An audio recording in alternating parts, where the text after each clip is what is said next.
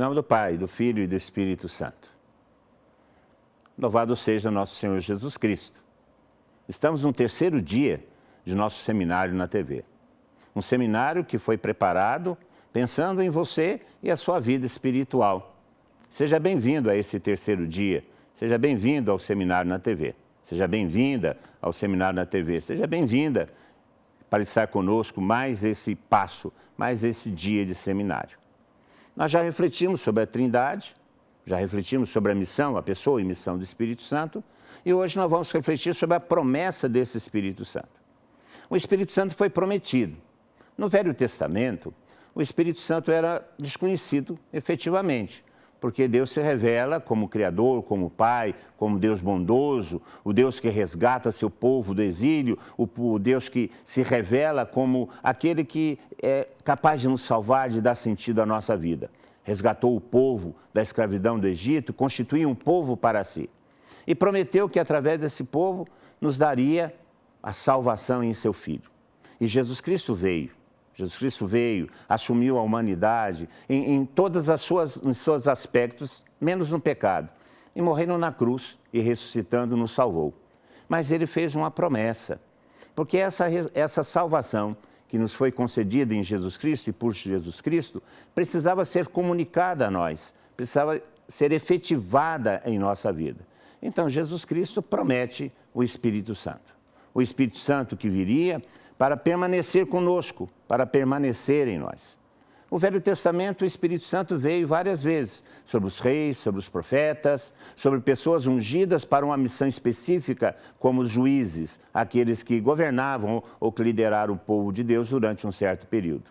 Mas quando Jesus Cristo promete o Espírito Santo, ele promete como um dom pessoal, como alguém que vai permanecer conosco e vai permanecer em nós, realizando em nós esse trabalho de santificação que é consequência da salvação, da redenção que Jesus Cristo nos concedeu. Hoje nós vamos então falar sobre essa promessa, como Jesus Cristo prometeu e como que essa promessa vai se realizar, que será um outro assunto para nós. Mas hoje vamos ficar prestando atenção nessa promessa, a promessa do Pai. A promessa do Pai que Jesus Cristo nos disse é o Espírito Santo. Acompanhe agora o ensino, preste atenção, vai valer a pena.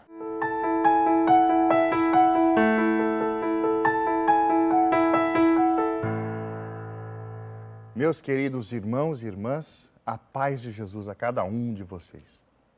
Nós estamos na terceira semana do nosso seminário de batismo no Espírito Santo.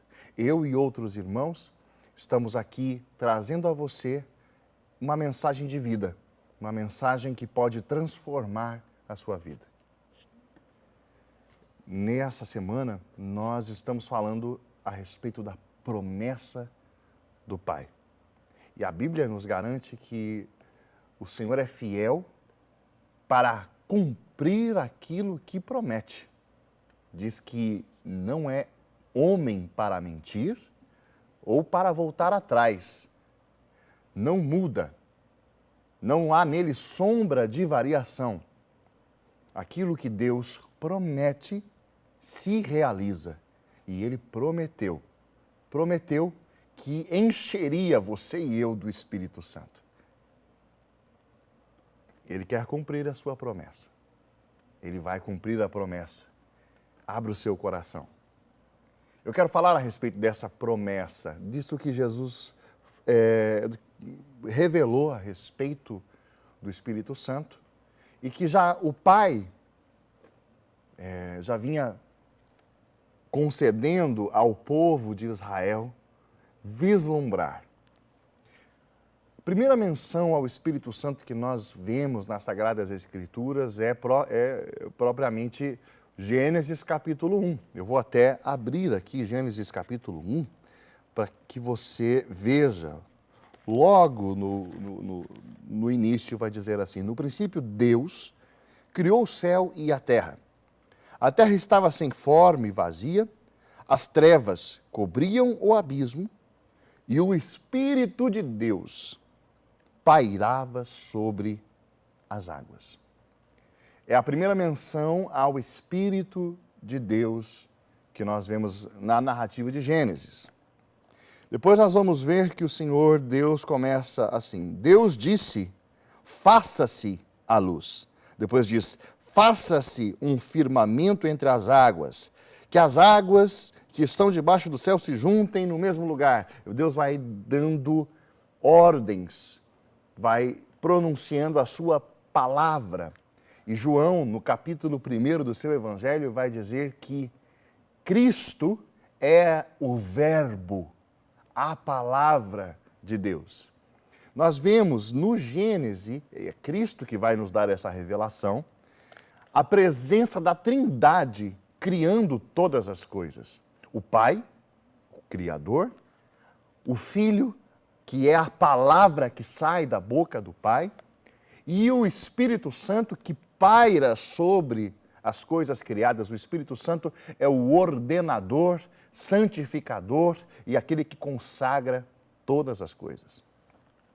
Depois nós vamos ver no versículo 26 do capítulo 1, então Deus disse, façamos o homem à nossa imagem e semelhança. Com quem que Deus está conversando aqui? Por que ele está falando no plural? Façamos o homem. Aqui nós percebemos, já em Gênesis capítulo 1, a Trindade. O Pai, o Filho e o Espírito dizem, façamos o homem à nossa imagem e semelhança. Depois em Gênesis, no capítulo 2, a segunda narrativa a respeito da criação do homem, vai dizer que o Senhor Deus formou, pois, o homem do barro da terra e inspirou-lhe nas narinas o sopro da vida e o homem se tornou um ser vivente. Esse inspirou, né? É interessante isso, essa palavra, na verdade, inspirar fica muito suave, né? O termo hebraico, o ruá, é um sopro que vem de dentro para fora, né? No português, eu sei que talvez não soa tão palatável para os ouvidos, mas seria quase que a experiência de um arroto, algo que sai de dentro de nós, né? Mas é justamente isso, é algo que vem do íntimo de Deus, que é o próprio Espírito que dá vida ao ser humano. Isso é interessante, isso está nas Escrituras. Depois, eu poderia ir, né, por diversos textos abrindo com você, mas nós vemos a simbologia do Espírito na Arca de Noé.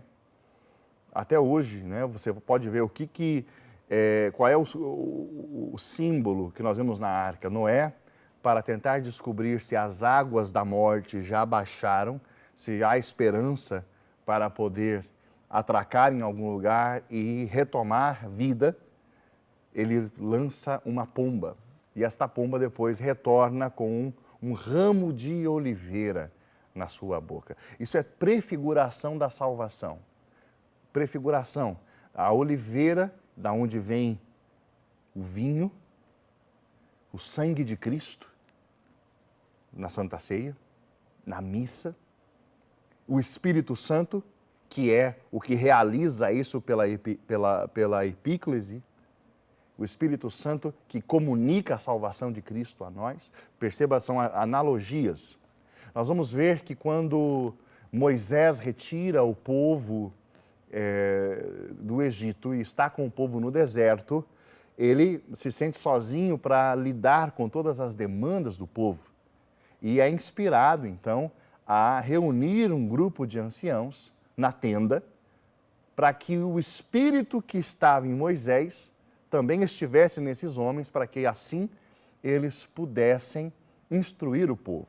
E aconteceu justamente isso. O Espírito Santo foi dado a estes homens, o Espírito Santo os ungiu para uma missão específica.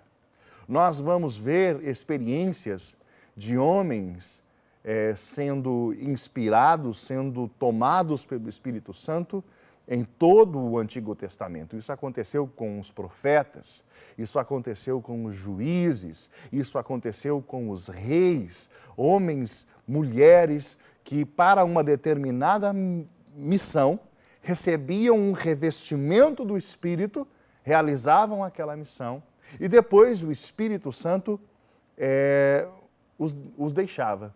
Realizada a missão, né, o Espírito Santo os deixava. E esta é, meu irmão, esta é a grande diferença da realidade que nós temos antes e em Cristo. Antes de Cristo e nele. Antes de Cristo, Israel não tinha consciência de que o Espírito de Deus era pessoa. Aliás, Israel não tinha consciência da Trindade.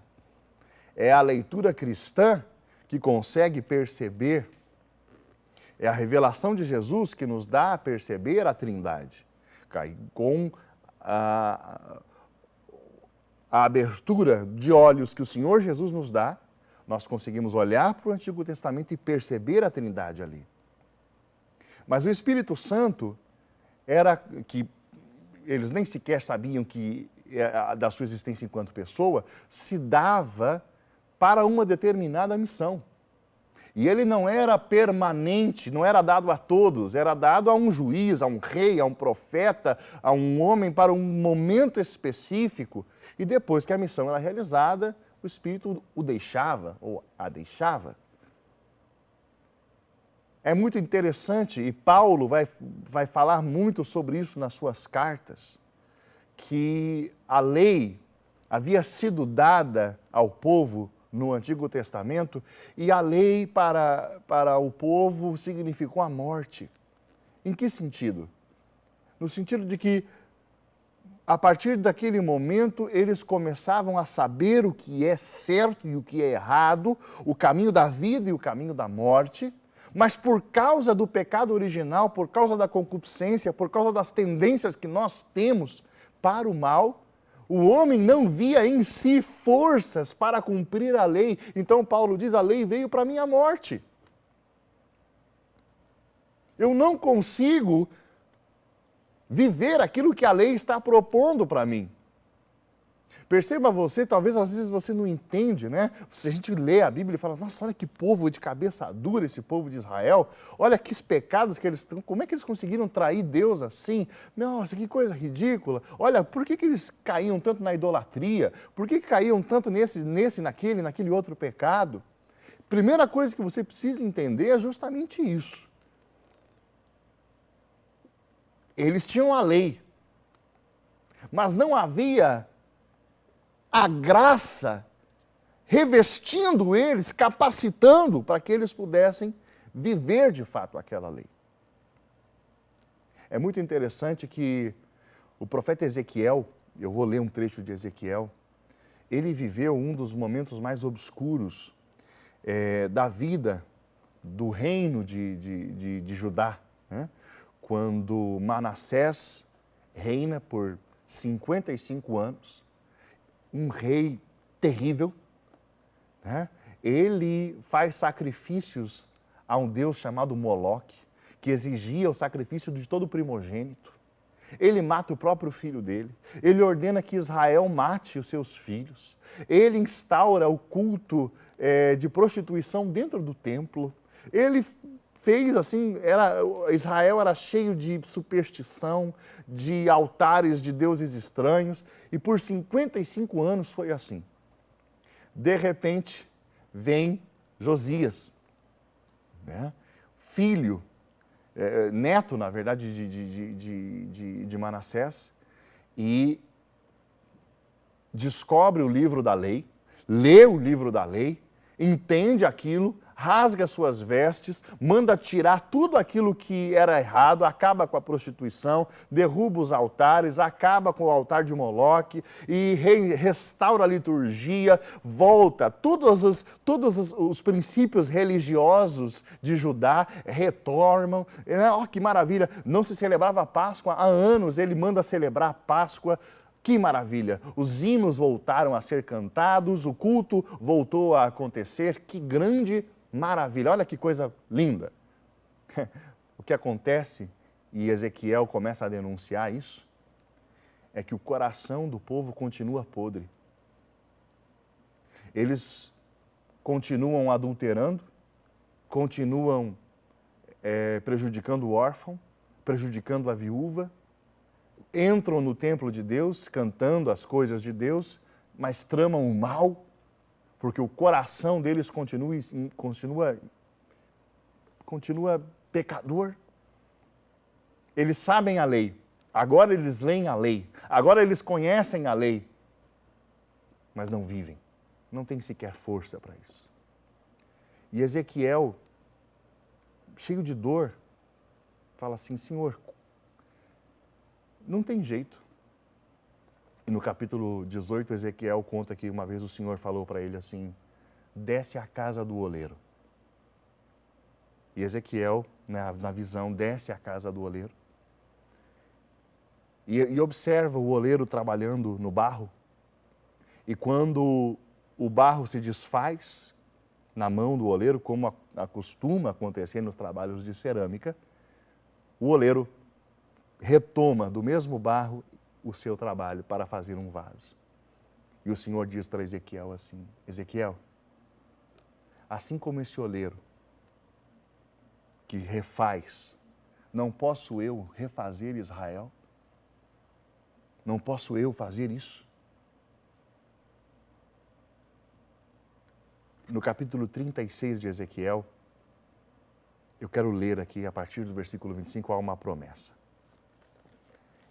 Ezequiel, capítulo 36, vou pegar a partir do versículo 24.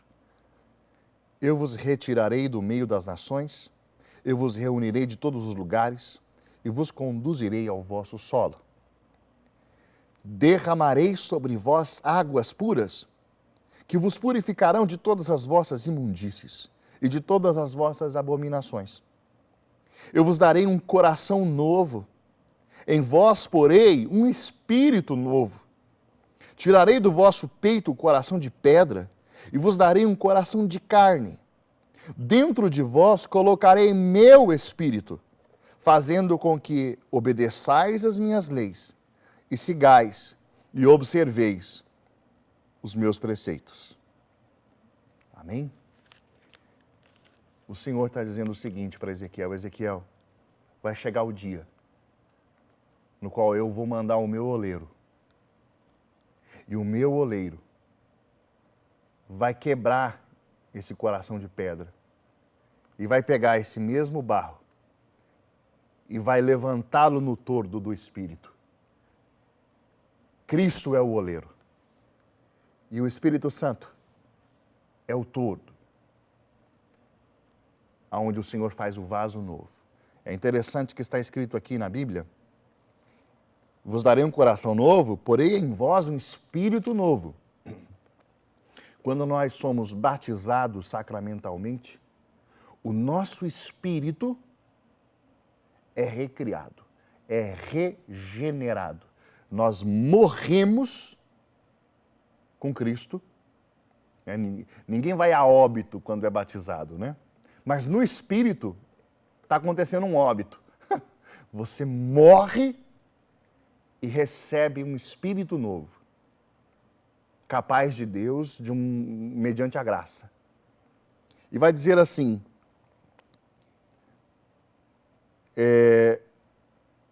dentro de vós colocarei o meu espírito.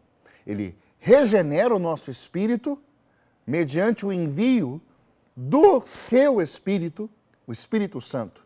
E nós sabemos que aonde está uma das pessoas da Trindade estão todas, porque ele é o único Deus, único e trino Deus. Então, a Trindade Santíssima, Ezequiel está dizendo, vai chegar um tempo no qual nós, Trindade, Deus vivo, fogo consumidor e abrasador, nós vamos habitar dentro do homem, nós vamos dar um coração novo capaz de receber a nossa presença.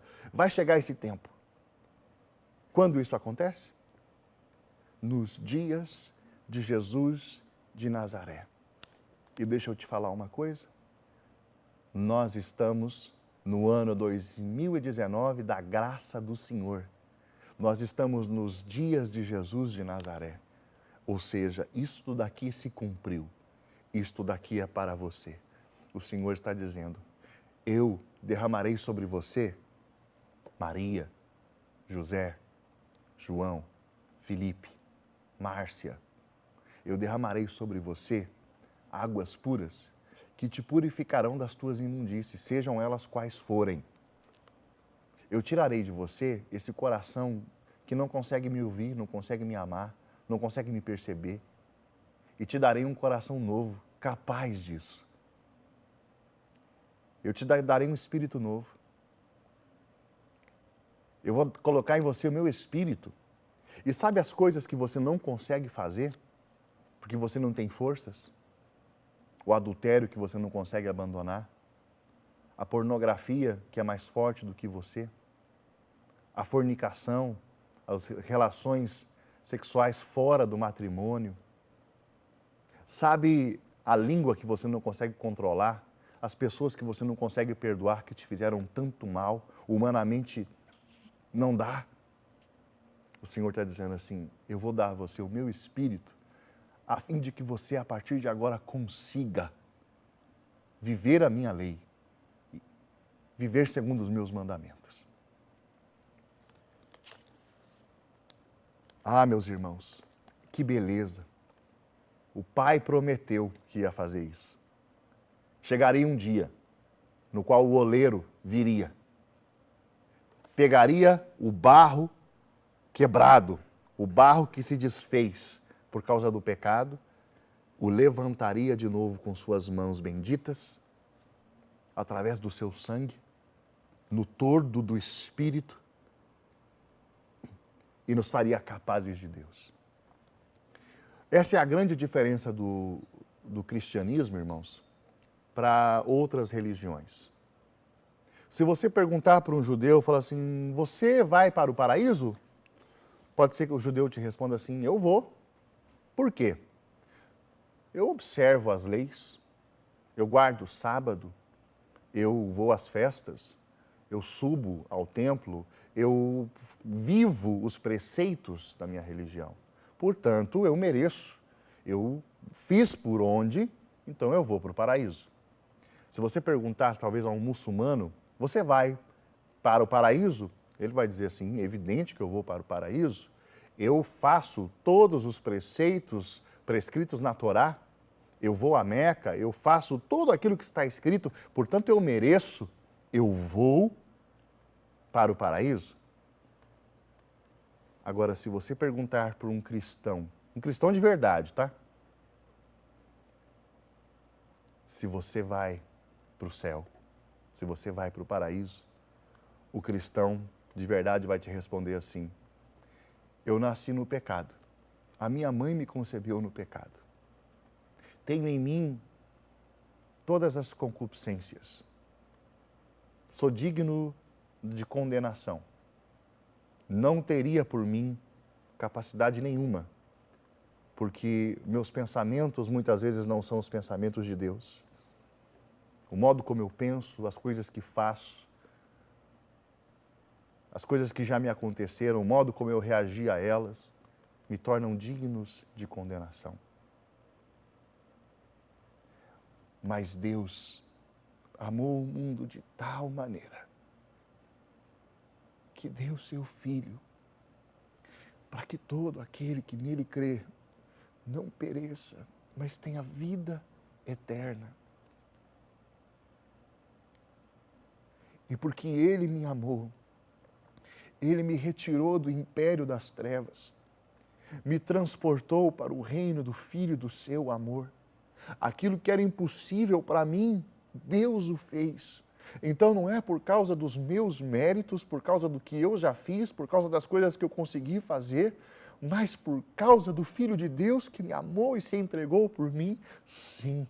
Eu fui lavado, eu fui purificado, eu sou livre, não há mais condenação para aqueles que estão em Cristo Jesus, porque a lei do Espírito de vida me libertou em Jesus Cristo da lei do pecado e da morte. Eu vou entrar nos portões celestiais, eu vou entrar na Jerusalém celestial, eu vou caminhar naquelas ruas de ouro, eu vou ver aquela lua de prata, eu estarei com o Senhor, mas não por causa dos meus méritos, por causa daquela cruz e por causa do Espírito Santo que foi derramado. Eu quero dizer isso a você que está me vendo hoje, meu irmão e minha irmã. Você foi feito para viver na glória de Deus. Ah, meus irmãos, que notícia maravilhosa. A promessa se cumpre em Jesus. Na próxima semana, os meus irmãos todos e eu vamos estar falando a respeito do derramamento do Espírito, o batismo. Abra o seu coração. Foi uma alegria estar aqui pregando a você nessa semana sobre a promessa do Pai. Fique conosco no seminário de batismo no Espírito Santo, seminário na TV. Deus abençoe.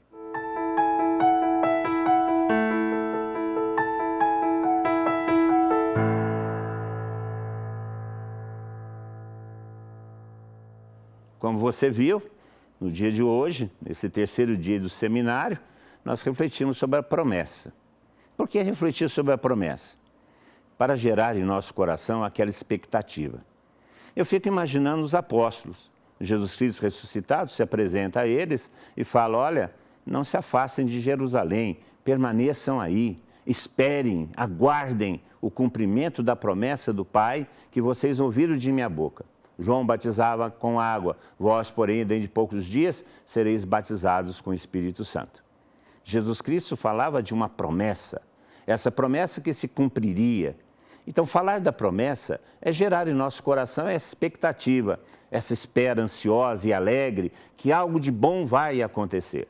A promessa que vinha desde o Velho Testamento, não é desconhecida. Nós vamos encontrar nos profetas, arrancarei do teu peito um coração de pedra, colocarei aí um coração de carne, e nesse coração de carne colocarei o meu espírito. E aí, a partir daí, vocês vão poder obedecer os meus preceitos. Deus já falava isso através de Ezequiel, já falava isso através do profeta Jeremias. E Jesus Cristo vem confirmar essa promessa. Antes mesmo de subir ao céu, ele diz, vocês vão receber o Espírito Santo. Uma catequese que ele já havia dado durante a última ceia, após a última ceia, no Evangelho de João. O Espírito Santo que nos convence, o Espírito Santo que permanece conosco, o outro advogado que ficará conosco até o final dos tempos, esse Espírito Santo que é prometido. E a promessa faz o nosso coração vibrar e a promessa faz o nosso coração desejar esse Espírito Santo. Nós não podemos viver sem o Espírito Santo. Tem uma música da Renovação Carismática que sempre cantamos, sozinho eu não posso mais, sozinho eu não posso mais. Nós não podemos viver o cristianismo autêntico, verdadeiro e radical sem essa presença do Espírito em nós. Que não é uma presença passageira como foi em alguns, é uma presença permanente, ele permanece em nós. A promessa é essa, ele virá e permanecerá em nós até o final dos tempos, para a eternidade, porque nós somos chamados à eternidade. Hoje nós refletimos sobre essa promessa. Semana que vem, na quarta semana, nós vamos refletir sobre o cumprimento dessa promessa. Como que isso aconteceu?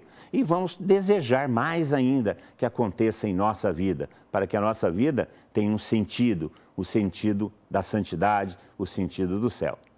Muito obrigado por sua presença, muito obrigado por sua audiência. Fique conosco, porque esse seminário na TV, foi feito pensando em você.